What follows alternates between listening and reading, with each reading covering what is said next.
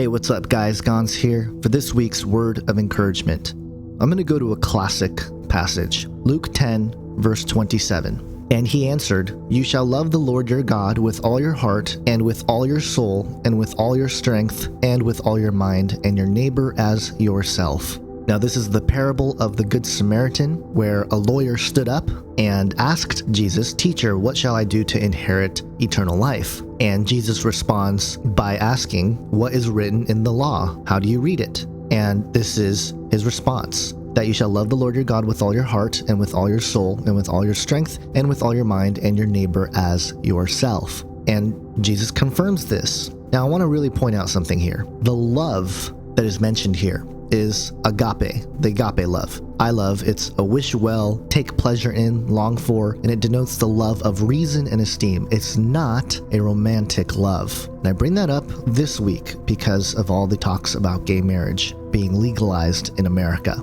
And our response should be this, that we should love the Lord, our God, with all our heart, with our whole soul, with all of our strength, and with our mind. I think the important thing with the mind is the part about being sober-minded, about having an intelligent understanding about God, about the Bible, and the truths of what that means, and to love our neighbor as ourselves. In other words, treat others as you would treat yourself. Don't throw stones at them. And this is really, again, at the heart of what's been going on this week with the legalization of gay marriage. What are we to do? Well, thanks to American politics, disagreeing with a political stance equals hatred towards that group, which is not accurate. For example, I'm against gay marriage, but that does not make me a bigot. To suggest so is a logical fallacy. At the same time, I'm pretty disappointed in the way many Christians handle the topic of gay marriage, because a lot of them will simply say, this is the end of America. They start fear-mongering, saying judgment will come upon America because of this. And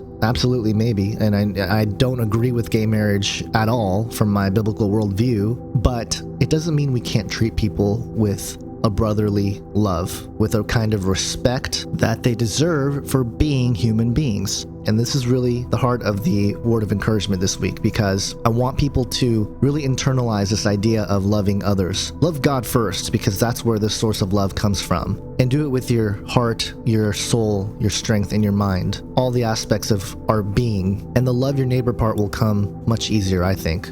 So in the midst of all the hate speech coming from Christians about the whole gay marriage thing, and equally for, I guess, the other side of the aisle, if you will, pointing to Christians saying, look at those bigots, look at them, they're stuck in the old ways, they're not progressing with society. This message is equally for them as well, that we are to love God and love our neighbor. And because we've taken God out of the picture in most of society, it's understandable that the love your neighbor part is missed a lot.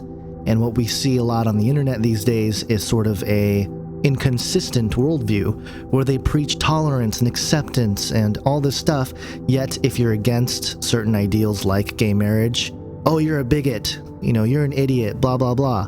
It's a double standard. And so the love your neighbor part goes both ways. It's not just to Christians. I'm not just here bashing my fellow brothers and sisters. This is a message for those out there as well who criticize Christians for our worldview, our perspective on things, and we should have the right to have those opinions and beliefs. And what politics and the law of the land does is it becomes an arena to define a victor of that worldview. And we have to realize that the government, while it has its power and controls the law of the land, it shouldn't shape our behavior towards each other and other people who have views that we disagree with. And let me be, again, very clear. This isn't talking about disagreeing with a concept or an idea or a topic. We can do that. Again, I disagree with gay marriage. However, I don't hate gay people, and that's the bottom line. Love the Lord your God with all your heart, with all your soul, and with all your strength, and with all your mind, and your neighbor as yourself, and share the gospel. Let the true light of the gospel shine upon the world. Hope you guys have a great week. God bless.